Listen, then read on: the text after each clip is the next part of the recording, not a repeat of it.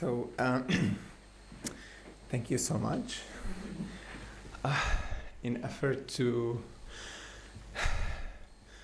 recover and breathe, I will let you take a look at this small video.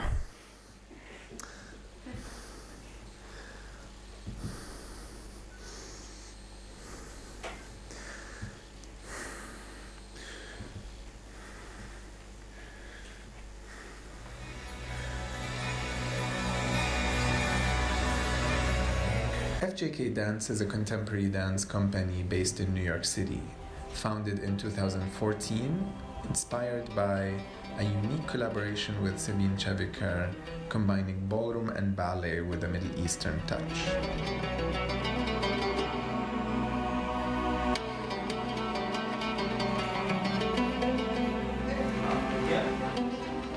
Can you do that? Oh, with me. Okay. Yeah. The company has evolved in time from being a dance project that combines different styles and techniques of dance to an organization that is dedicated to breaking boundaries and building bridges between different cultures.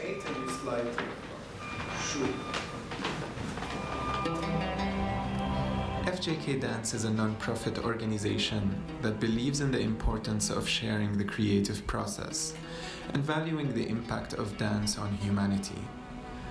We are dedicated to communicating peace, diversity, and tolerance through our performances and community outreach programs.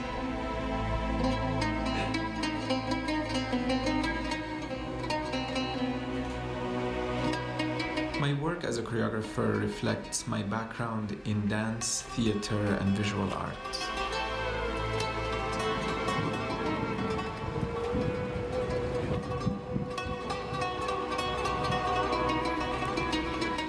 Even though the dream is always to produce and present the work on stage, to me the biggest inspiration comes from seeing the impact that the art makes on people. Which is why I feel so lucky to have the opportunity to be a resident artist at NYC Health and Hospitals, Kings County in Brooklyn.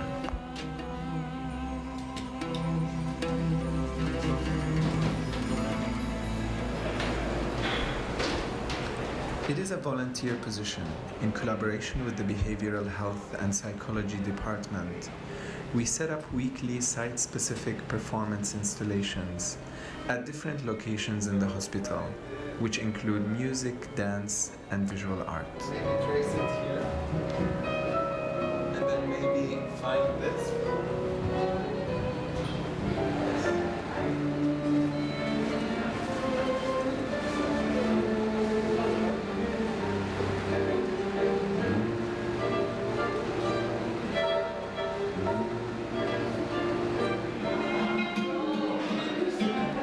The idea for this project is based on my belief in the great impact of creativity during desperate times, like the ones I've experienced in my childhood growing up in Iraq.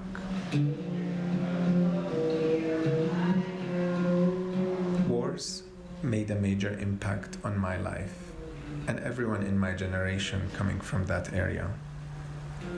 I found a way to counter fear and anxiety for myself by creating and dreaming. I always remember seeing the joy on people's faces when they see my little creations, or even when they watch me dance. The dancers and I every Wednesday get charged with inspiration by the experiences we have at the hospital. We take them back to the studio and the rest of the week to expand those feelings and articulate them with our skills and potentials in dancing. Our dancers come from around the world, and we find, through this cross-cultural dialogue, unity in our human voice.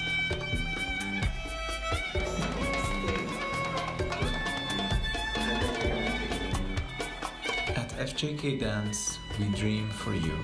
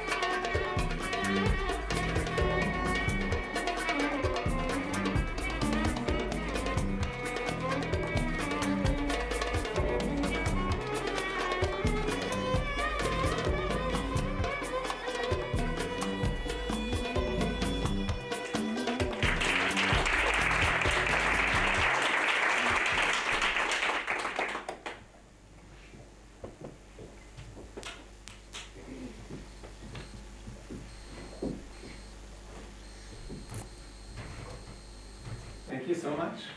Thank you. Should I use the mic or? As you wish. Can you hear me? Yeah, sure. Great. Hello, everyone. Thank you so much for having me here. Thank you for bringing to awareness the importance of the cultural dialogue. And just to cut through, I was born in Iraq, raised in Lebanon. My parents were born in Syria, and half of my father's family is in Lebanon, so we always were kind of Lebanese Syrian. Both met in Iraq, and so I was in a Iraqi childhood, but in a Lebanese house. And we also didn't really feel like we could identify with the Lebanese families or the Syrian families. My parents were both in the resistance for the Syrian regime at the time. And we are from the Syriac descent of the Syriac people that fled Ataturk. So basically my grandfather is Turkish, technically. And our family originally comes from Martin, from the south of Turkey. So just to give you an idea that as much as I wanted to define home and kind of explain to myself that I'm this or that, somehow life was always reminding me of being different. And growing up with that understanding, you feel two things. You feel alone in the fact that, well, how come I'm not really, how come I'm the foreigner? How come I'm, you know, and at the same time, you feel that privilege that you have a background that you can add on to any environment you are. But the key to that understanding is if we are aware, and in childhood we're aware based on how much we're exposed by our parents. So if you are intrigued for your children to feel good and be happy, you have to find a way to explain these difficulties when you're in my generation. My parents had to leave Syria, and then had to leave Iraq, and then had to leave Lebanon. And we as children, we want to be in school, we want to play, we finally made friends, and then we have to say goodbye again. And so by the time I was 16, I was coming to the age of figuring out what I really want and doing what I want, as opposed to just being a student and a follower. And my father was the artistic director of the National Ballet in Iraq. And to segue into the dancing, my father didn't want me to dance. And he resisted for all kinds of reasons. Yeah, in Iraq, from the late 80s to the 90s, the political climate was going down and funding for the arts. Of course, when I was in Iraq, I couldn't really say any of these things. I just thought, my dad doesn't like my dancing.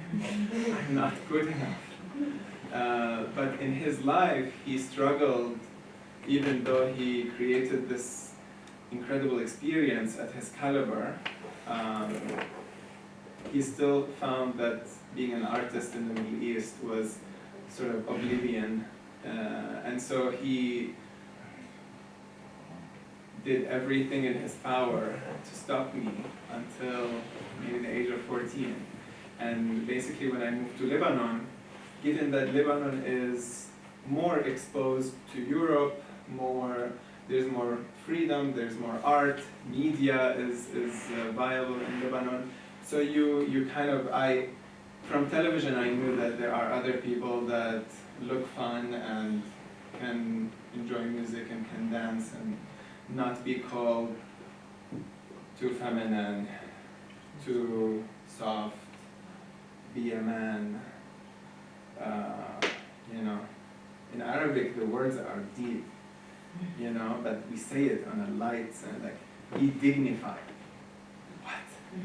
You know, in Arabic, احترم حالك, you know, have respect over yourself. Imagine saying that entire sentence to someone who is 12 years old. So you realize that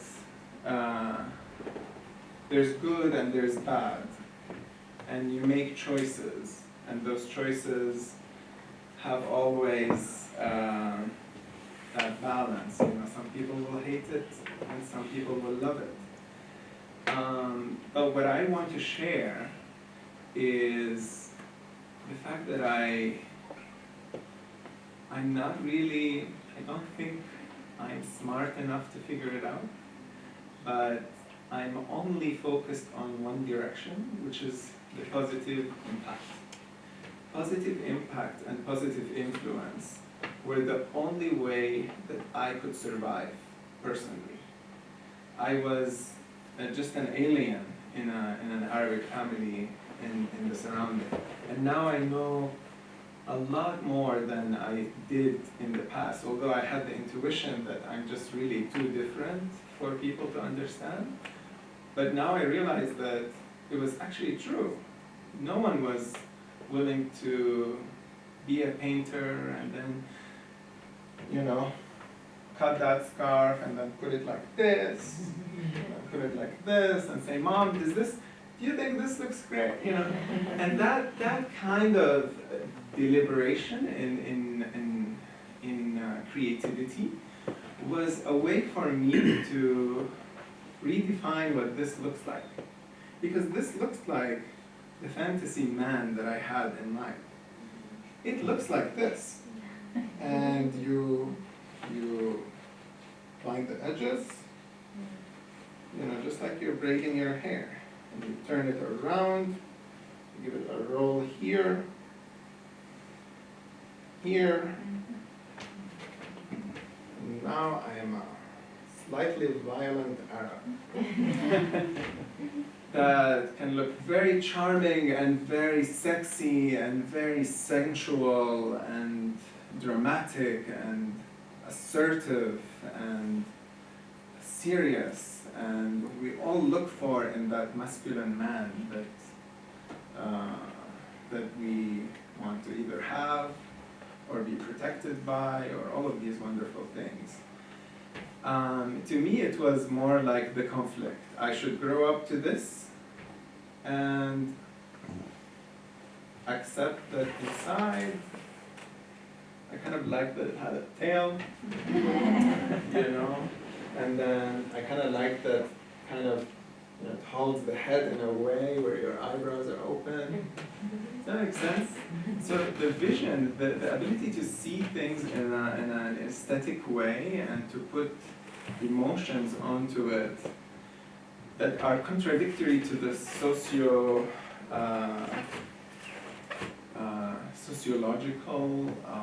presence or reality.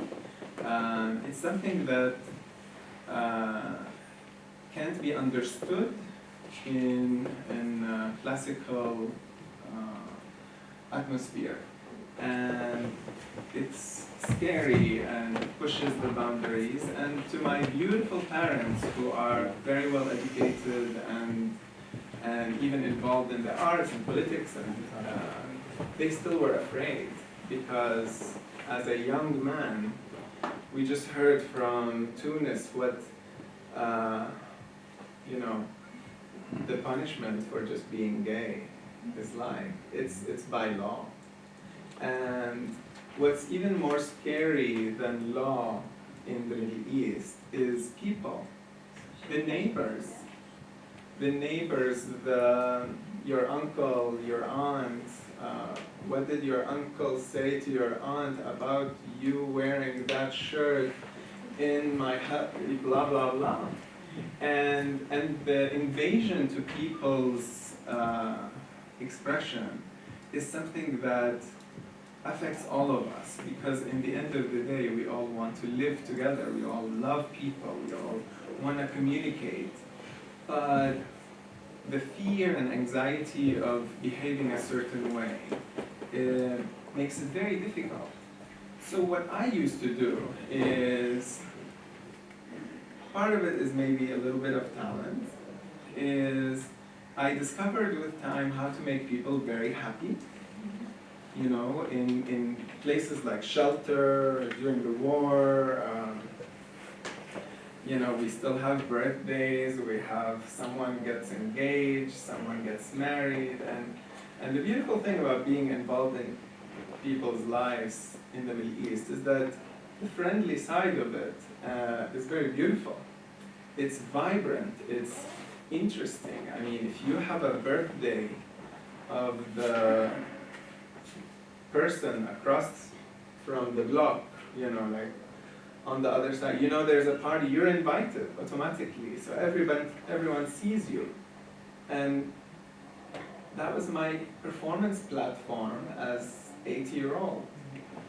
And I realized what makes everyone happy from when I was young. And I was afraid that people will yell at me for liking the Barbie, but I wasn't afraid that when I dance with the music, I could see it in their eyes, that they can't but feel the love.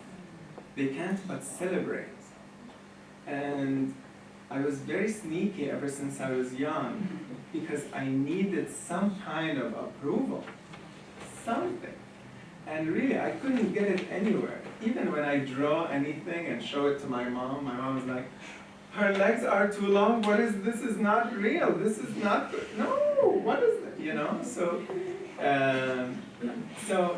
as a child, I just didn't work.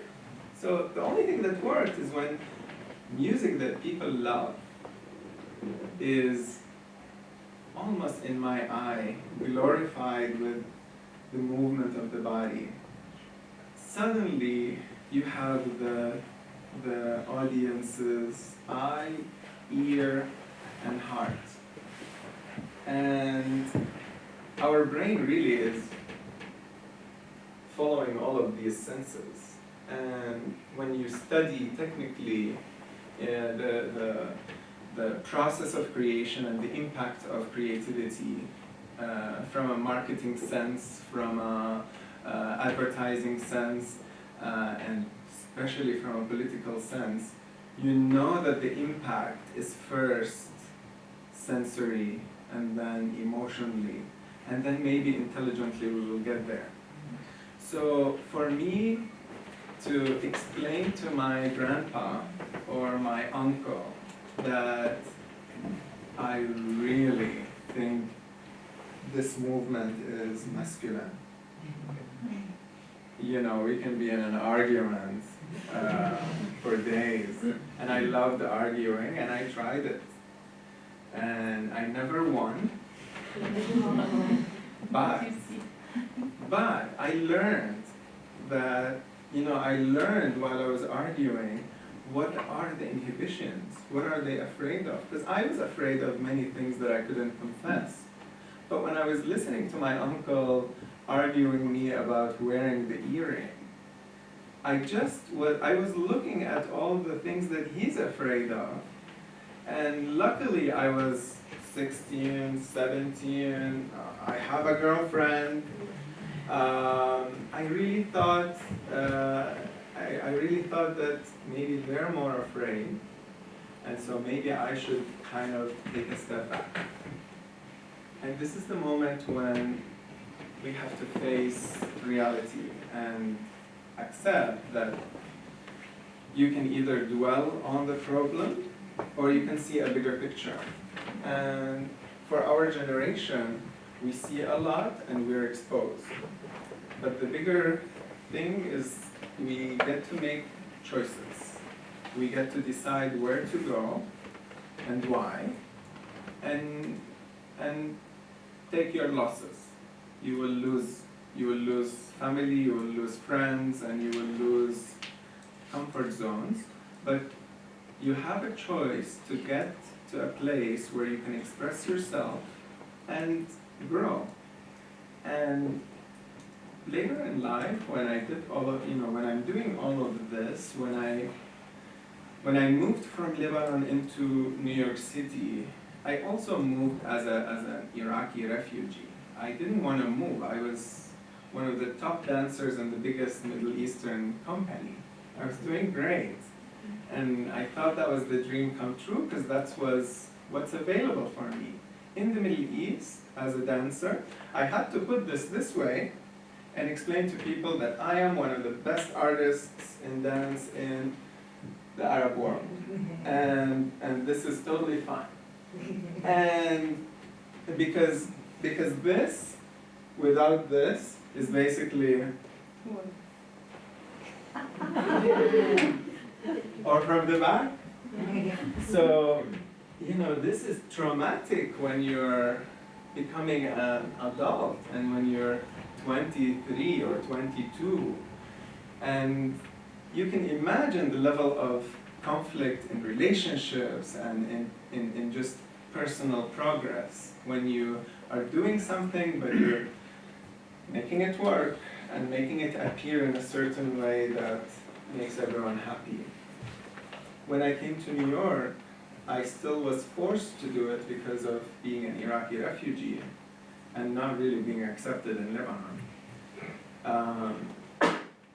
But in New York, I was really lucky because my attitude from Lebanon, from Iraq, was to figure out how to get to people. What is that performance platform for me? When it used to be parties and birthdays and weddings, what is it in New York? And I always felt like a foreigner, so it was not a challenge for me. I was just a foreigner in the middle of,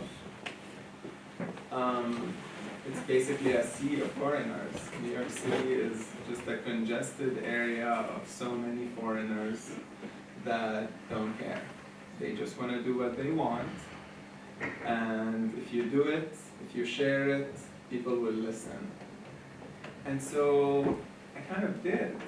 So I was okay with being a foreigner and having an accent, and I took the first opportunity that showed up, which was on the third day in America. My brother picked up an ad on the floor saying, "Oh, ballroom teachers needed, experience not required."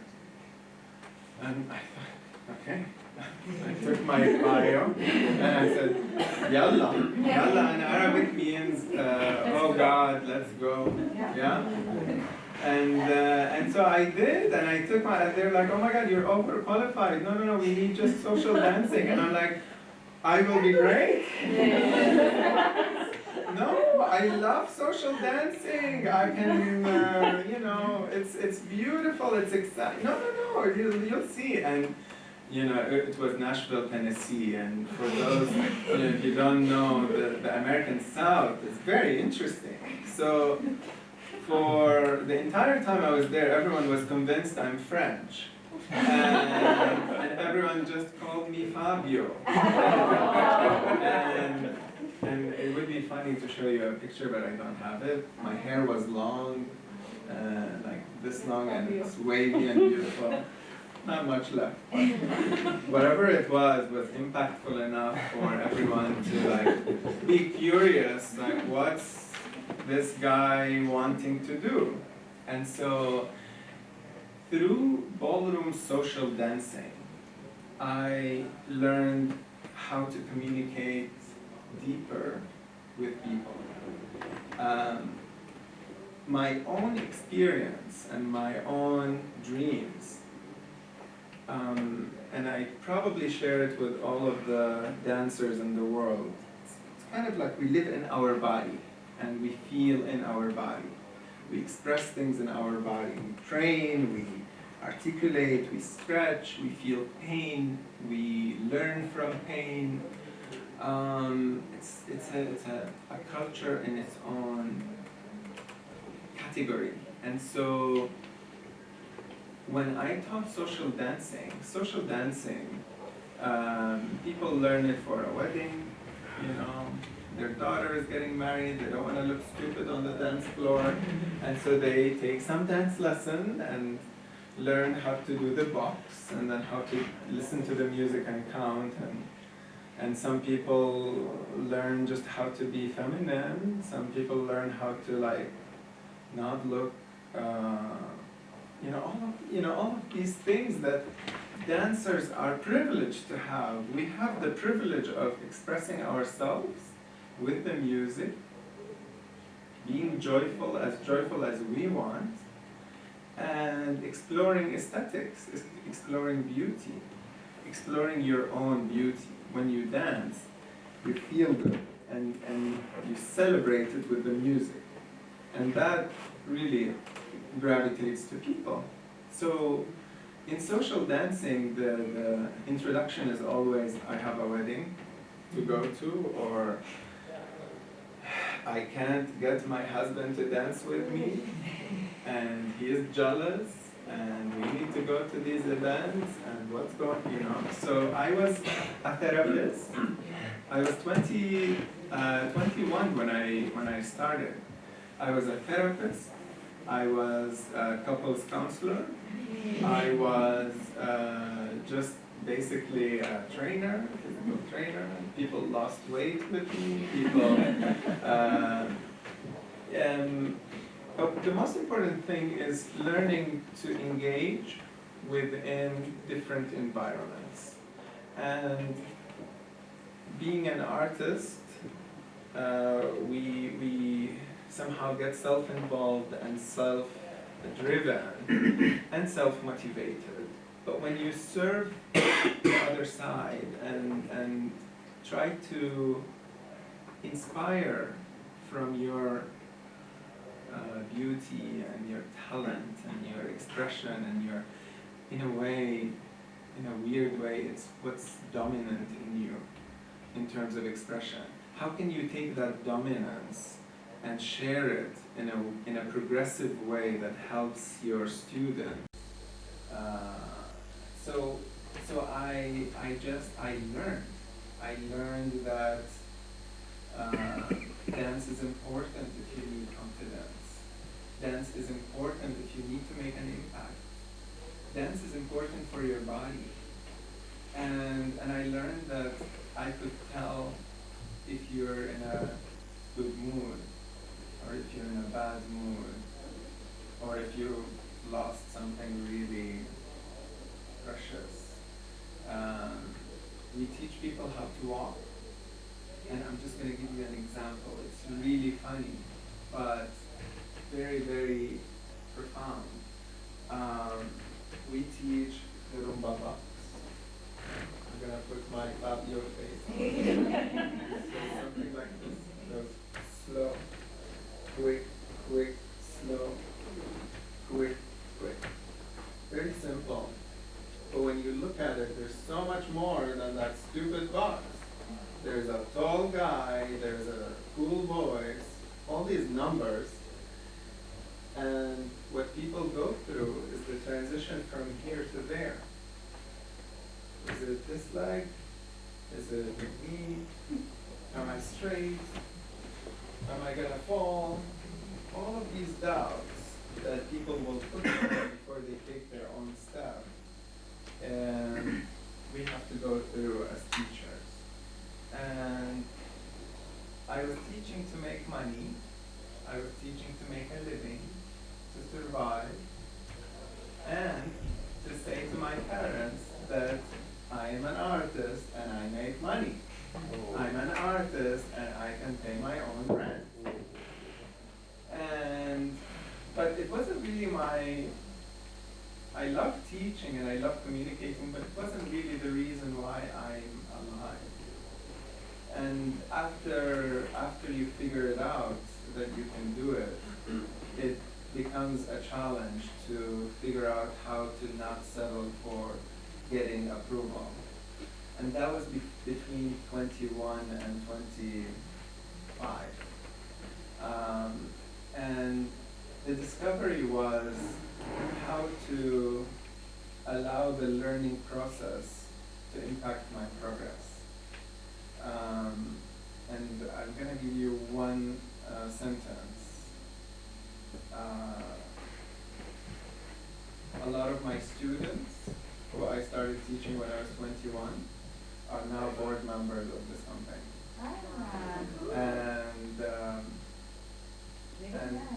And so the relationships that I created in the teaching category was not just for the wedding or for the short-term results. It was a connection that I enjoyed adding to my life. And those board members, those students, one was a famous editor, another one worked in wealth management, and another one worked I have a federal judge, and Rakoff, who brought me here, was an executive director at Fordham Law School and did everything else.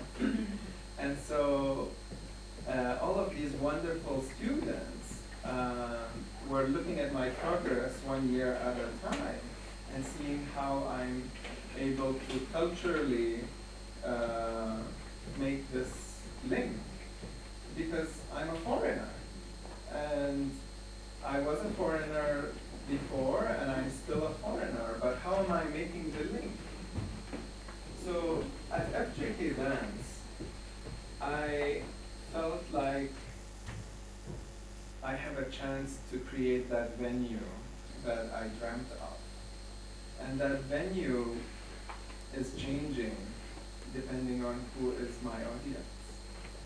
And it's been a challenge for me, and at the same time passion, to grow that audience and change it and go further and go outside of my uncle and aunt and mom. I love everyone, but they all come to my performances. But how about talking to you? How about if I change you to be an audience? And that's a challenge. Maybe you like dance, maybe you don't. I can feel it. But it really, it's that moment of, I don't know you, and I'm gonna take a risk by making a link and hopefully bring you in. And that's very unnerving. And for immigrants, it's every day. And so I'm not pretending to be special. I'm actually just, Amar Waqa. Yeah, status quo, right? So I don't have a choice, really. I have either a chance to just stay in, do your thing, I'm different, or here's how you can do the box. Walk forward, no, the other one, yes, yes. And I grab people with my two hands and I move them and I make them feel safe and I make them feel like they can do it. And we joke and we laugh and we talk about it. And so I echoed that interaction from teacher-student to artist and audience. And really, in retrospect, it's human to human. So FJK Dance was in China. We toured 31 cities in China. We were in Japan, Kyoto. I'm going to Japan again in April. And and we're making links in Germany. We're hoping for new connections. But to tell you the reflection of this cultural exploration at FJK Dance, I'm going to give you one example of one of the pieces that I created. I basically I talked to Arabic musicians, Arabic percussionists, and I asked them to play Latin rhythms, several Latin rhythms. And I worked with classically trained dancers, one dancer with point shoes, one dancer with Latin heels, and one dancer with bare feet. And this piece is called Dumtak. And in Dumtak, the Latin American people will be like, this is salsa, this is samba, oh my God. They feel the rhythm, they recognize it. All of the Arab world is having a ball because these percussions are balling and these dancers are what? And the wonderful Western world is looking at classical ballet. And so, and the reason why it worked, because technically I adapted myself into these different techniques at different stages in my life. I was a fully folklore dancer for a portion, and then I trained to be a bunhead ballerina in Albanelli, one of the best schools in the US. I was really fortunate to get a scholarship there. I don't know how they thought I could do it, but they did. And I did, and I ended up with ballet companies, and then I worked with a German choreographer and a Turkish choreographer in contemporary dances and all kinds of weirdness. But all of these experiences were question marks for me to answer in my company. That, is it okay to be different? Will I be loved if I'm different? And will I love a different person?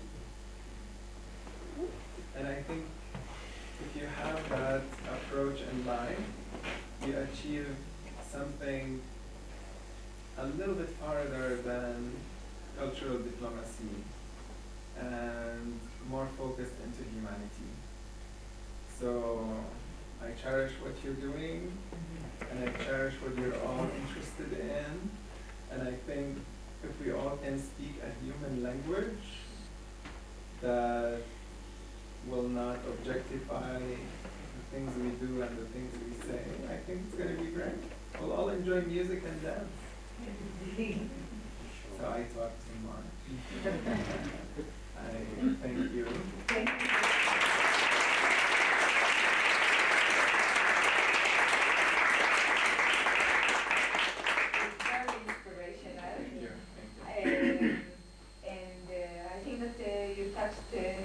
All of us, also with the, because I don't know if there is any person in the world that doesn't love dance, you know?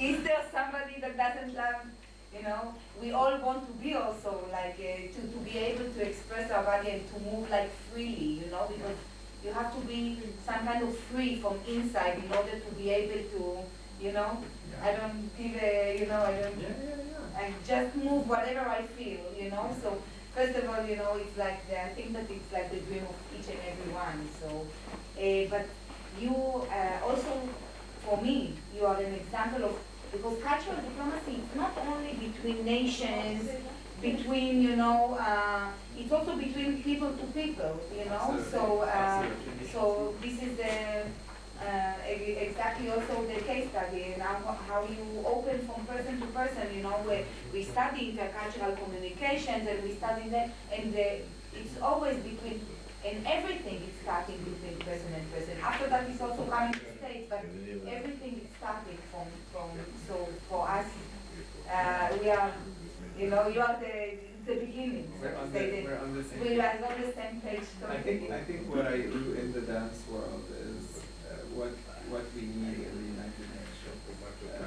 In a way, because in the dance world, every form of dance ends up being its own kingdom and its own culture, and they find it hard to merge because they already established their audience and they already established their success parameters. So how do we shape that without risk, and at the same time, how to make it safe? Yeah, this is one way. I'm saying that every person from the UN needs to be free and learn how to dance a little bit. First of all, to get out from this formality and really to feel the peak, yourself, because we are all at the end the same, And this brings you are becoming another personality, a better one, so to say, to my stand. So, thank you. Yeah, so thank you very much. I want you also, do you have any questions or remarks to Fadi? Except of that you want to go now that he will teach you also how to, yes, please. First of all, thank you. From the bottom of my heart, thank you, because you are everything that concerns me, that worries me. As, by the way, we have lots in common, like the whole concept of your parents being very intellectual, very into art, and how much they try to protect you from the evil society, being cornered as a different. I had that. My dad is an artist, but he didn't let me be an artist. That's why I'm doing casual performance instead. But somehow, like everything you are was like connecting in so many different levels. You cannot believe also. And the second thing that I wanted to talk about is every worry that I had that you managed to answer somehow in your life experience. One of them is this connection between modern art, visual art, and dance. I mean, this crossing the boundary between two forms of art is something that is, me personally, I work a lot on the research about. And the second one is that you are somehow, you said that you are coming from a Syrian background, yet it's like the Arab culture, if we want to take it into Arab as a culture, but not Arab as a nation. Yes, you belong to the Arab culture. And in my concerns, I'm always like faced as she's Arab, but exactly. A friend of mine who's very close, Luca, he calls me a fake Arab because I just don't represent any of the Arab features of the stereotypes, as example. And somehow with the dance that you are doing, it's not like you are just living. I'm a scholar, so I'm living an ordinary life. I don't have audience except people who reach, which are very few. But in your case, you have a platform to affect. This is the difference, by the way, between us scholars or cultural diplomats or artists, because you have that platform that can transform that energy and can tell the story in a completely to a wider audience at the end of the day. And when I saw all the elements of our traditional dance performed in this graceful way, in this magical and in this high standards, that when you want to communicate with the other, you need to tell also I have a standard. No, I have a bass, I have a rhythm, I am reaching culture, I am multi-diverse, but I also have your own standard. Don't think that because I am doing this, I will do it in my chaotic way, I will do it in our way, and the way I do it. And that's something that is extremely, extremely important in terms of changing the perspective and changing the world. What does Arab culture mean, or what does Dabke mean, or what does a belly dance mean? Because everyone that is here with women, but if you go into the research, a lot of belly dance.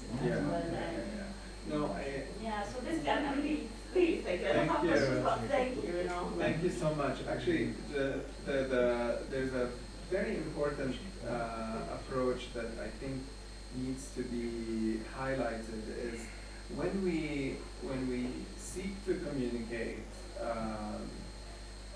differences, often the outside definition is a conflict, and it's almost like a fight.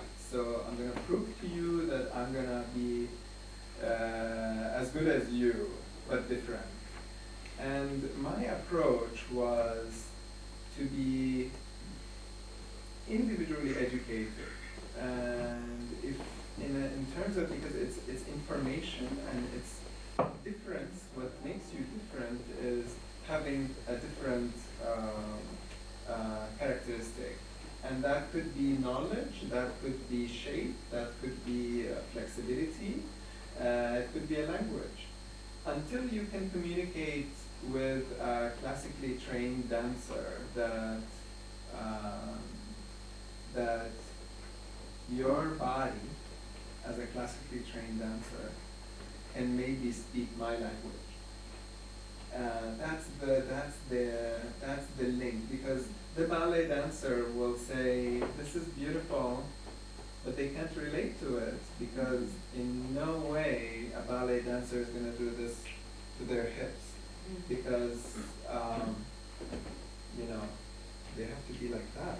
And ballet, to keep them straight, you have to find the extension of the line, and you have to move as if no movement is happening. Very weird. We create this because we create in ballet. Traditionally, the magic was the kind of the graceful princess or fairy. This is what people wanted in the 1910 and 11, and we kept it going because it's so difficult. But then the dancers in real life get down, move the hips, and move the hips under the ribs. And so that feeling is like, it defies everything that is important for them and qualified. So for them to see this as something that they can say, you have to really have the information visible for them. And then bend down. And I think if I wasn't really physically trained and visibly trained high-level dancer, they wouldn't even look at me. And I see the exact same thing when I see a lovely Russian lady doing belly dancing, and I see all the offsets and all the mistakes, and then I'm like, oh no.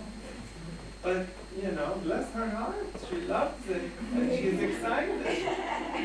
But, you know, if she gets a few lessons from maybe a Moroccan girl or from an Egyptian, you know, she'll find out new things about her hips that she can do. And so this is really, this is what can echo on all standards. So if I want to connect with a mathematician and I don't have the interest to know anything about what they're passionate about, that conversation is going to be very, very boring. And very much like, I dated one time a mathematician and I felt so awkward. So awkward. And it was 2 dates. The second one was just, I don't have time for this. If I put the time, I will probably find your passion. So I think if we invest, then we will go there. And I think I'm lucky because I found ways to support my curiosity, whether it's students or friends or a little bit of fame, a little bit of competition, but you know, we have to do it. I really hope that one day the Arab world will respect the dance to a level that it can nourish and be a form of expression.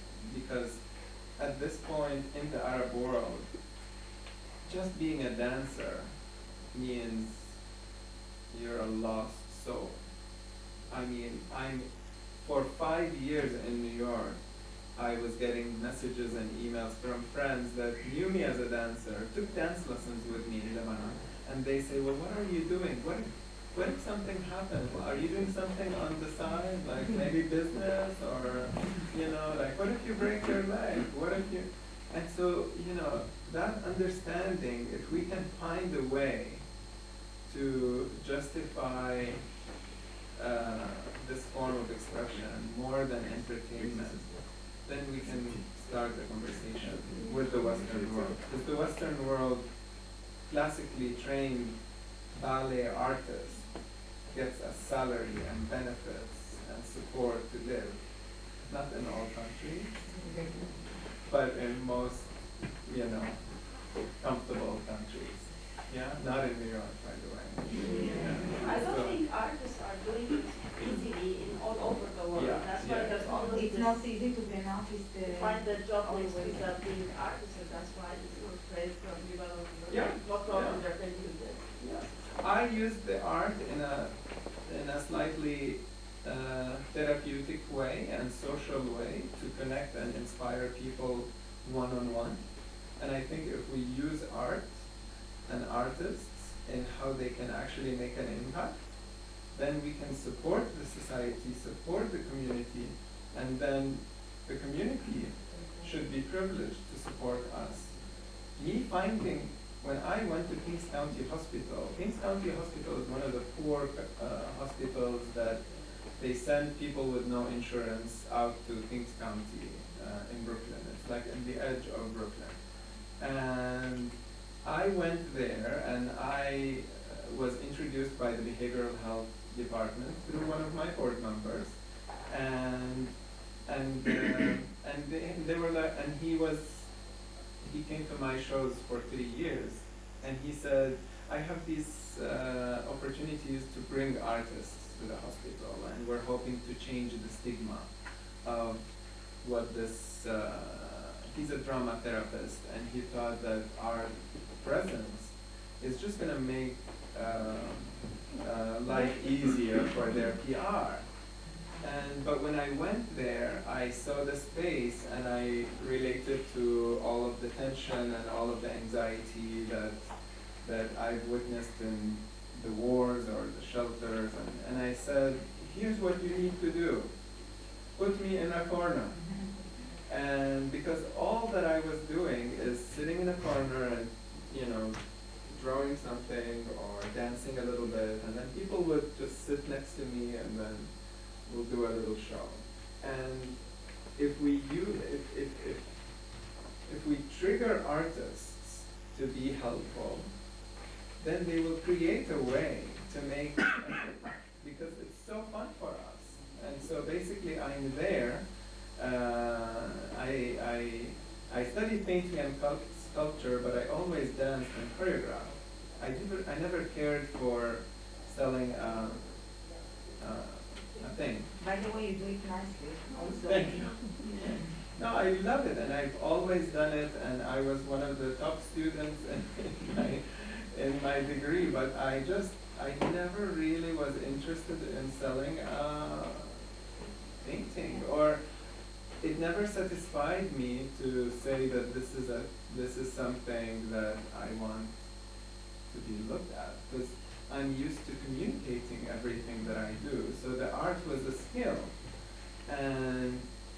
But I found a way at Kings County that reminded me of when I was in the art school, that when I was painting in the art school, I would hear jokes and, because sometimes I would work on this, and because I'm a dancer, I'm tight, and so I put my leg here and stretch, work on this. And so, and that, is something that is so natural to me, and it's so, it's not a big deal. But I found a way to share it in a setting that could improve people's life. I get patients that just got diagnosis for traumatic. People would see me just painting with beautiful music, and then they feel like they can talk to someone that has nothing to do with their situation. And so they would say, oh, what is this? Oh, is this, this is a tree. Is this a tree?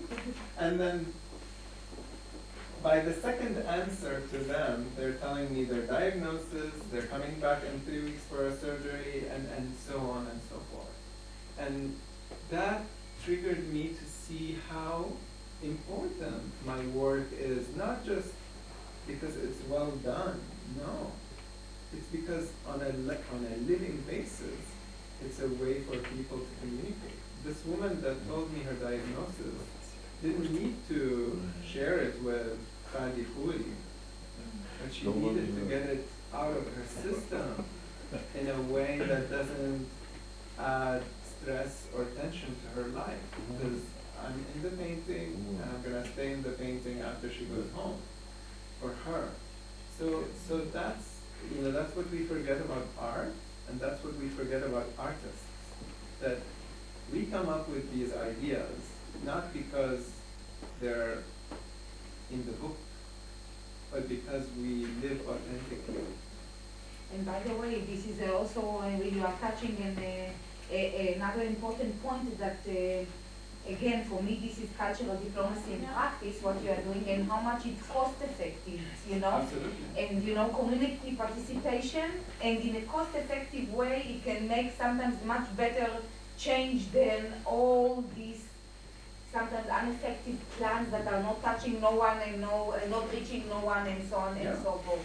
So this is definitely, your point is very valid, how to involve the artists for, for in the community participation in such cost-effective way, to give something to the artist. He will be happy, but he's happy also for making the change. Much less than creating some other ineffective program. Absolutely, but to tell you the truth, no one does. I'm a volunteer in this position. Yeah. And it's 100%, I'm spending everything there. But my vision, so We my can create a situation... civil organization, civil organization. If we wait for governments and so on, so many things will not happen, Yeah. Yeah. So what I do is I use this process to then fundraise for what I can produce, and so I can basically subsidize what I'm doing here as part of the production, which is the only way to survive. Yeah. Working hard. Another tough world of this that we will come to change. Okay, so we have to continue before somebody. Yes, please, Constanza. When are you leaving to New York? Or just staying here? I'm here until the 27th. Great. Could it be possible maybe to organize, if you want, like a workshop, dancing workshop here in the Mexico? I don't care if he has the time. I don't know what he's doing. You will love a dance class. Yes.